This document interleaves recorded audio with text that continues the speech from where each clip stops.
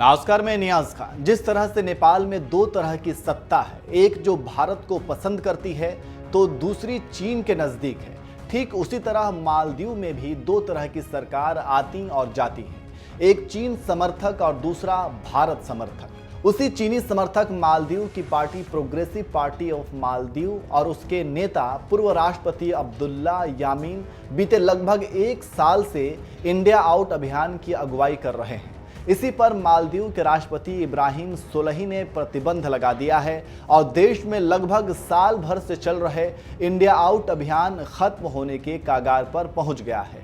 दरअसल मालदीव सरकार ने इस अभियान को राष्ट्रीय सुरक्षा के लिए खतरा बताया है।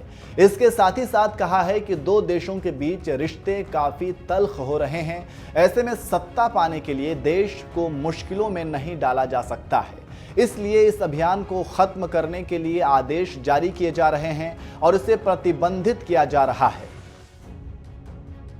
जानकारी देते चलें कि प्रोग्रेसिव पार्टी ऑफ मालदीव के नेता ये दावा कर रहे हैं कि हिंद महासागर में भारतीय सैन्य अधिकारियों की तैनाती की जा रही है, जिससे देश की संप्रभुता खतरे में पड़ सकती है। लेकिन मालदीव के विदेश और रक्षा मंत्रालयों ने बार बार इन दावों का खंडन किया है और भारतीय सेना की मौजूदगी से इनकार किया है।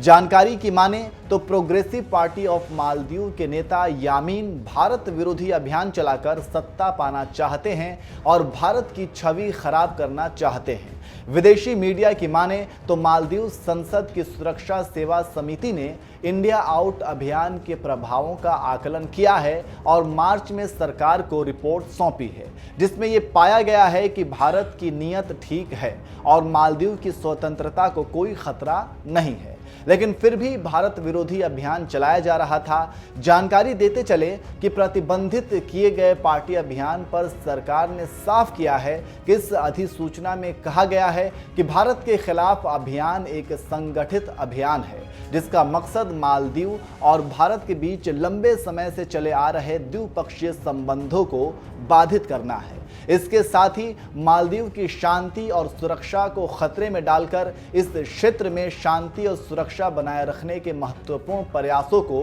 बाधित करना है। तो आप समझ सकते हैं कि यामीन क्या कर रहे हैं, कैसे भारत विरोधी प्रचार कर सत्ता पाना चाहते थे और क्यों इसके साथ ही चीन की सह पर भारत को बदनाम करने की कोशिश कर रहे थे, जिसे मालदीव की नई सरकार ने बैन कर उनकी मंशा पर पानी फेर दिया है।